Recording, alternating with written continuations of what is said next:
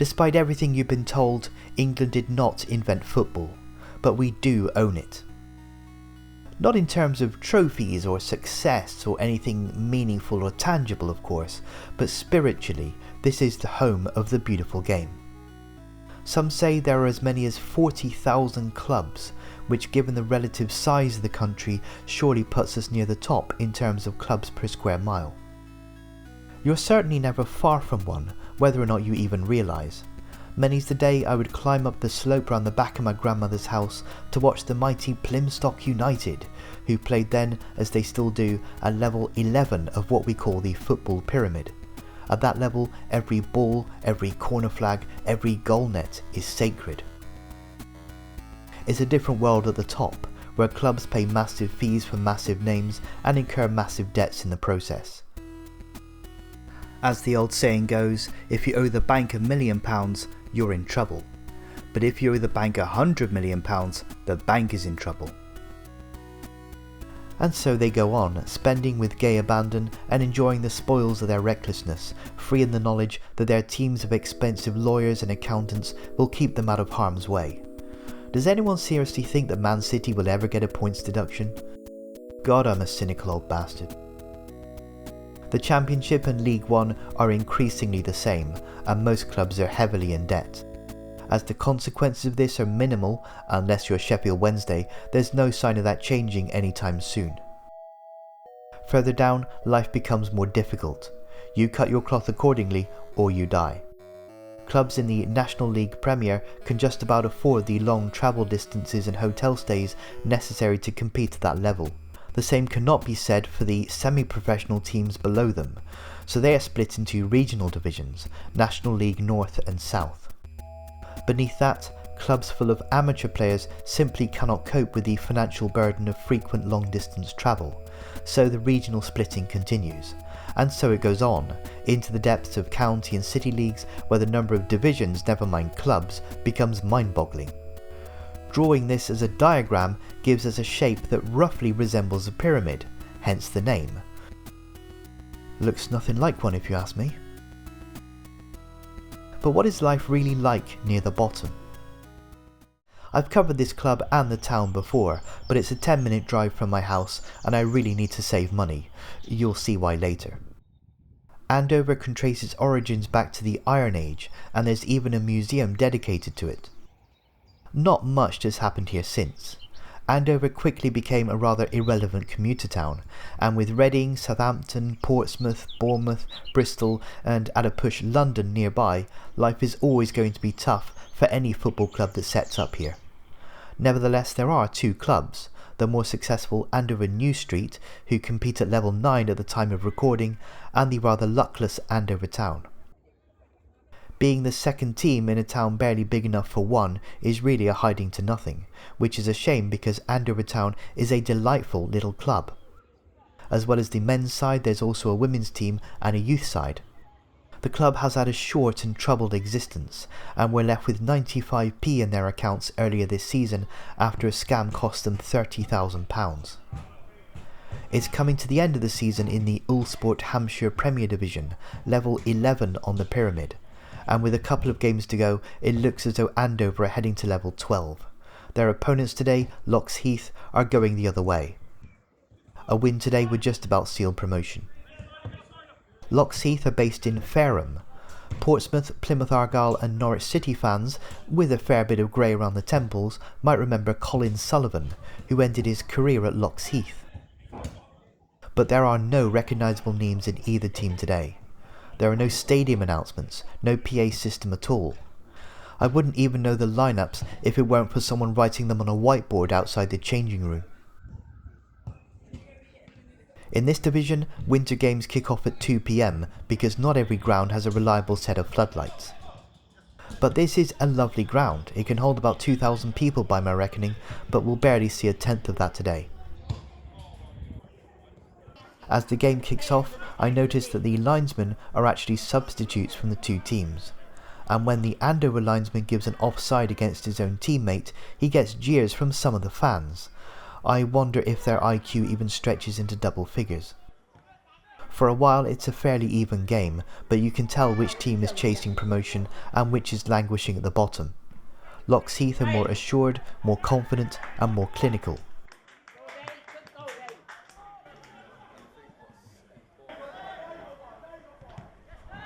Oh, come on, idiot!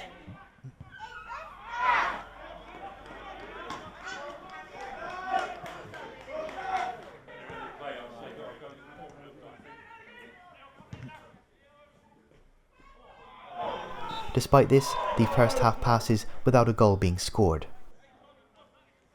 Or even any real incidents at all. As you can see, I'm more interested in how Plymouth Argyle are doing.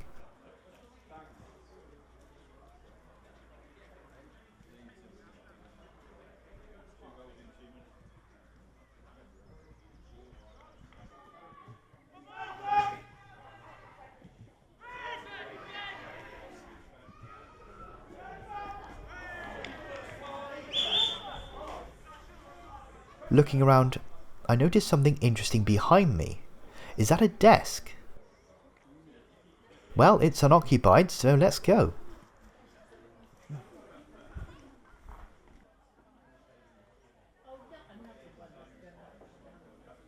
I paid £6 to get in and £1.50 for that Coke. Not too bad for 2 hours entertainment, though I am using the word quite liberally here. Obviously this is where the press would sit should they care enough to cover the game for the local paper. The Andover Advertiser clearly had better things to do today.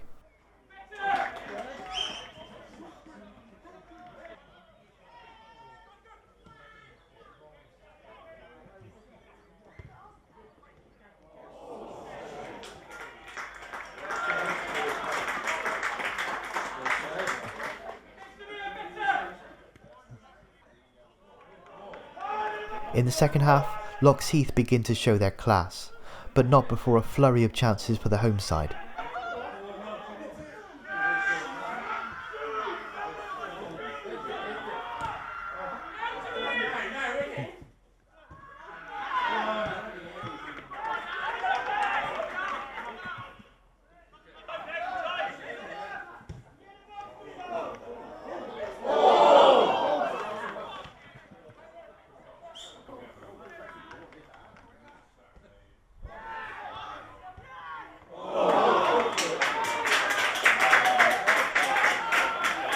On 57 minutes, a good cross finds the head of number 9 Clark, completely unmarked.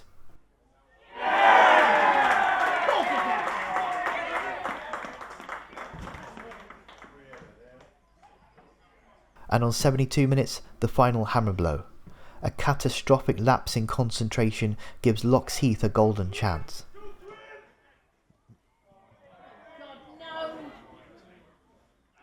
That's a penalty all day long.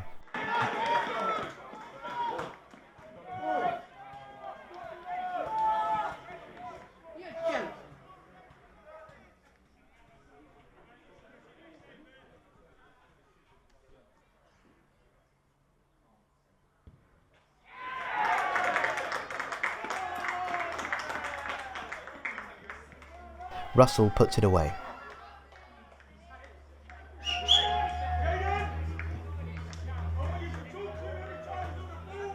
And that rather knocked the stuffing out of Andover.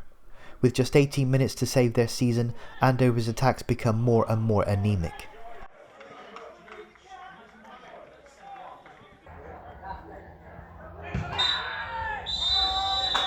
And it's not to be. Andover have only won 4 games all season, and I suppose the only silver lining is that relegation at this level doesn't really hurt very much. It's very different in the Premier League. Relegation to the Championship is a disaster. Even with enormous parachute payments, the financial shock can be catastrophic. Look at Leicester. What must it be like for a team staring that prospect in the face? Let's go and find out. No, seriously, we've been to the bottom of the pyramid, so let's go to the top. The Premier League is generally regarded as the richest and most successful football league in the world. Games are broadcast to around 180 countries. But are people beginning to lose interest? Ask me the question. What do you think? Bores the shit out of me. Really does. Yeah, it's a bit robotic, isn't it? Do you know what I mean? A bit boring, and I say the same thing every week. Premier League. Yes. I think I've tweeted about this so many times. I think the Premier League's boring, and people have been like, "Oh, it's only saying it because Liverpool are rubbish." No. Just in general, watching football. The truth is that the Premier League has always been a little bit boring. Sure, we've had some wonderful moments like Aguero's winner, the famous Liverpool-Newcastle game, Man United beating Arsenal 8-2, Liverpool beating Man U 7-0, Stoke beating Liverpool 6-1, but you can usually make an educated guess at the final table before a ball has been kicked. It is a little bit predictable. And in the current climate, with teams so heavily micromanaged and coached to death, it seems that the Prem is developing a stylistic problem as well. There are several matches taking place today in the Big Smoke, so I'll keep you guessing. This heaving metropolis boasts some of the richest clubs in the world, and some of the world's most famous sights, which you've probably seen a million times. Here they are anyway. This is the Elizabeth Tower, completed in 1859 and named after the second Queen Lizzie. Just out of sight is College Green, where people with nothing better to do regularly turn up to shout at each other.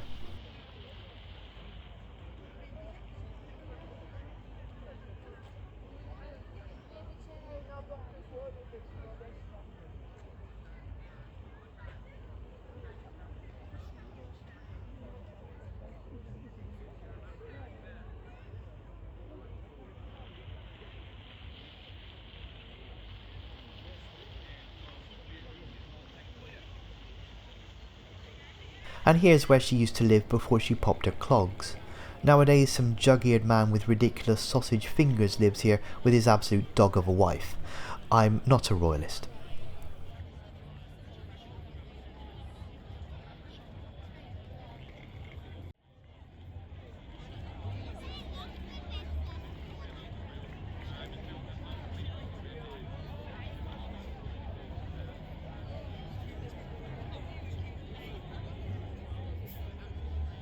During the Napoleonic Wars, France, Spain and the UK battled for naval supremacy. After a stunning victory in the Battle of Trafalgar, the UK established dominance. And this square was built as a monument. Taraf al-Ghar is actually an Arabic word meaning Cape of the Cave.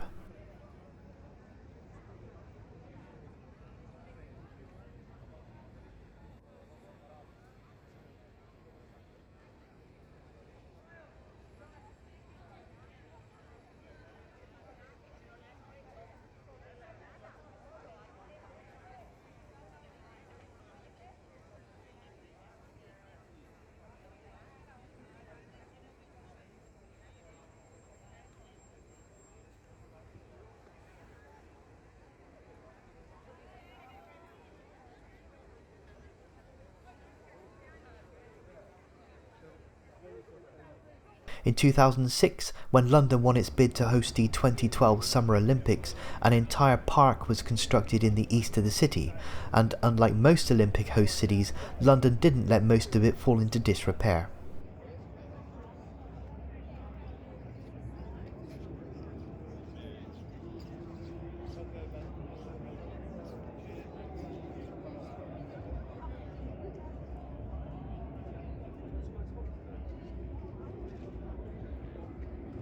And this was the Olympic Stadium. Nowadays it's the home of West Ham United, and they're playing Everton today.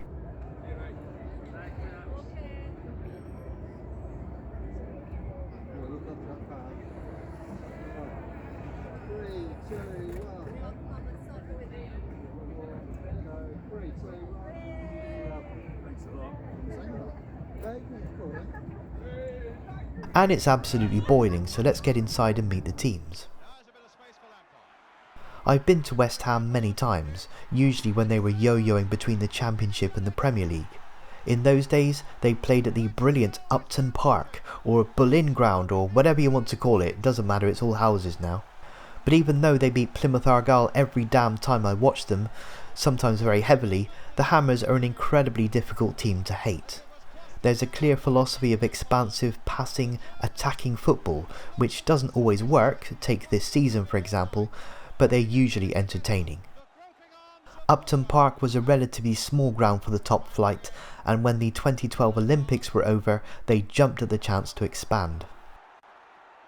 It takes a while for a stadium to bed in and develop its own character and atmosphere.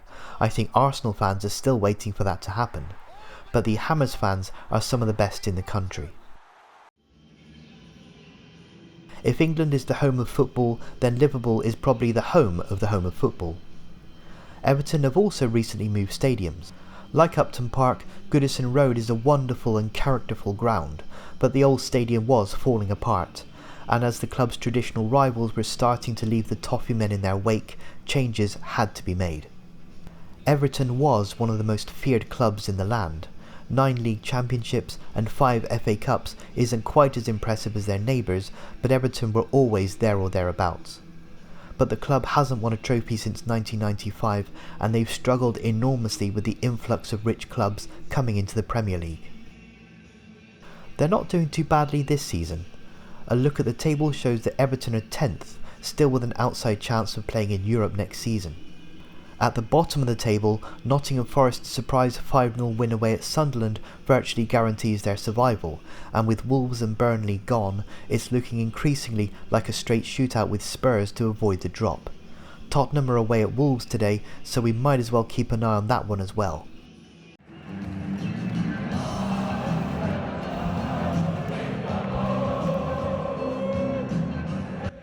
As the teams come out to the strains of I'm Forever Blowing Bubbles, which is absolutely impossible not to sing along with, let's go through the lineups.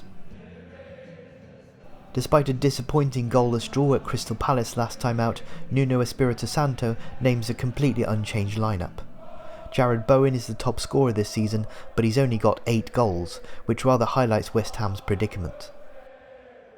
Jared Branthwaite picked up a hamstring injury in the recent Merseyside derby, so Michael Keane replaces him. There's a bigger problem up front. Top scorer Beto has concussion and Tierno Barry starts up front. Seamus Coleman and 19-year-old Harrison Armstrong are promoted to the bench.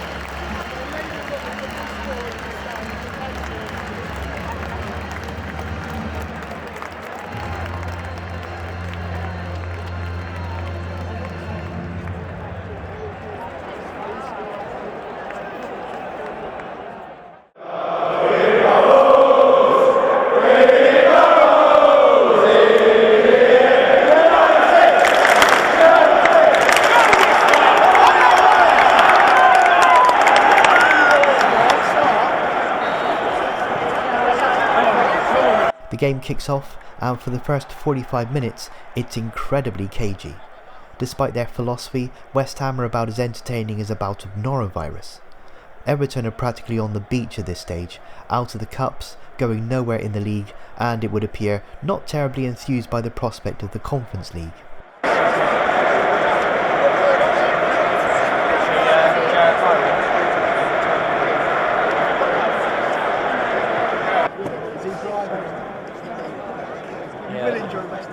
I know, he's actually watched it, yeah, I know. Oh! No more seats, no more football.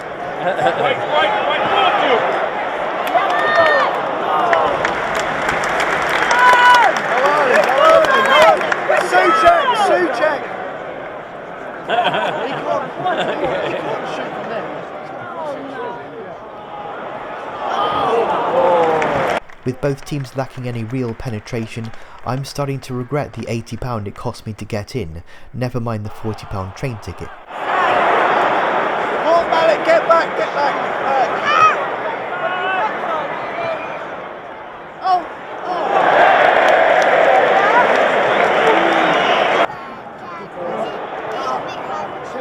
Get it down, Matt!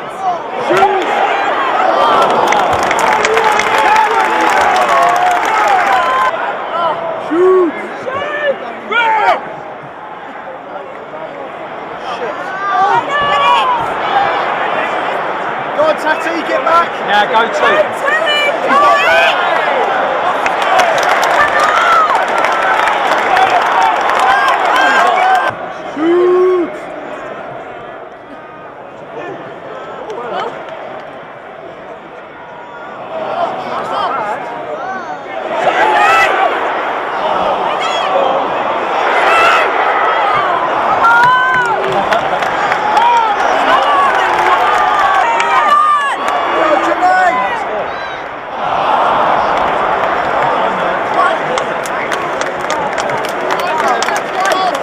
Yeah. The ref blew the whistle, right? Yeah. Didn't move. Hey, yeah.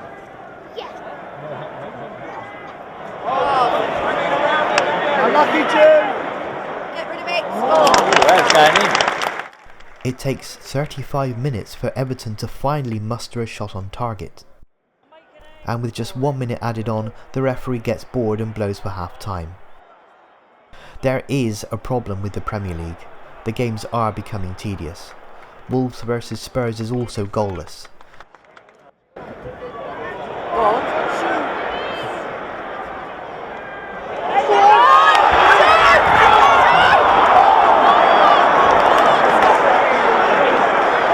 Anyway, the second half was a bit more interesting.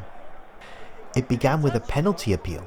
The Hammers fans didn't see much in this challenge from Jordan Pickford, but the referee did, and it goes to VAR. If you see, he went for a corner. Is he saying what?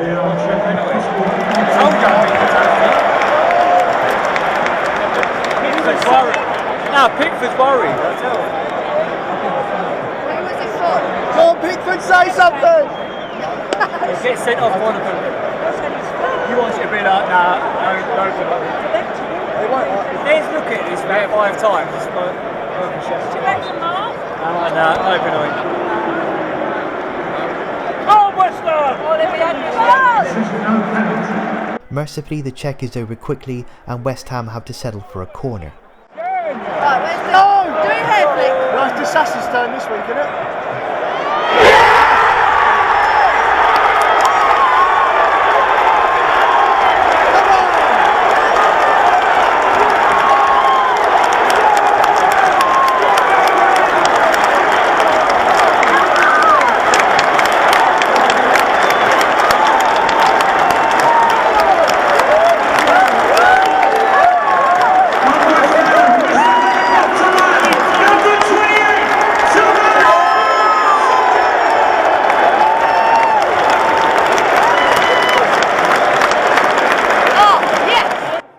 Souček puts West Ham in front, and with Spurs still level at Wolves, the home fans are begging for results to stay the same.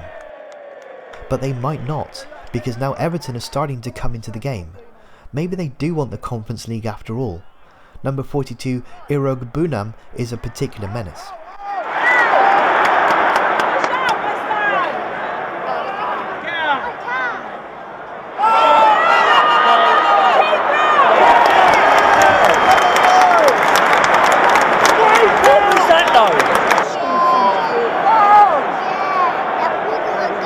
No, they didn't score. That's good.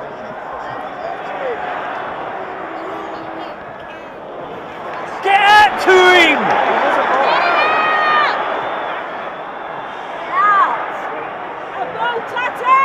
No foul. No Get there, foul. Jimmy!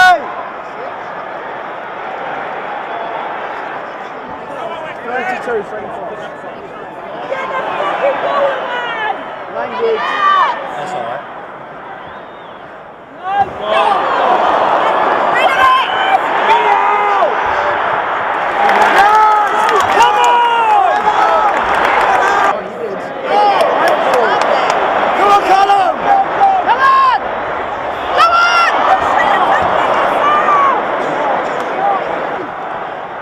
West Ham launch a couple of rather toothless attacks, but with 2 minutes of normal time to play, they failed to clear a cross. So no line, now get there, Walker. No, get...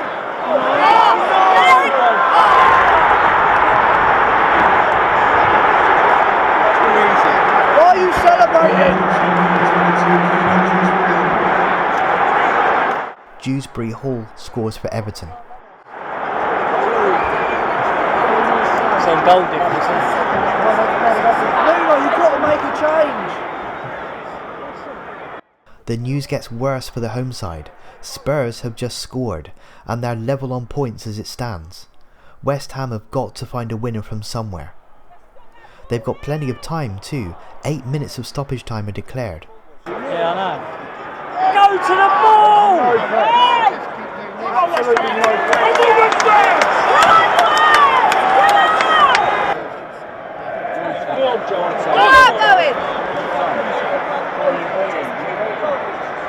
Go for it.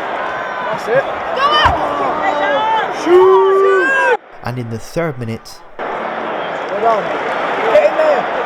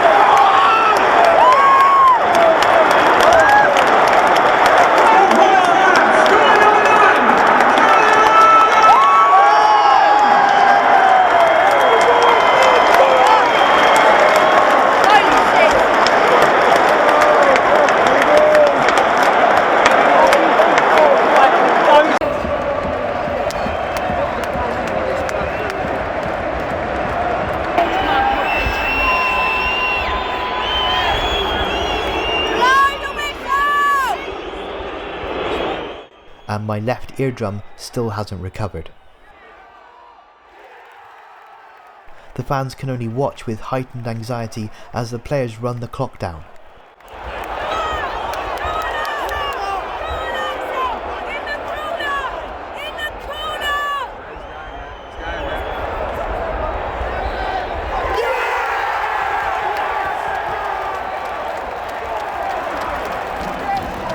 At full time, the relief is palpable. This will not go down as a classic, and it's fairly obvious why West Ham are currently 17th, but their fans are happy today.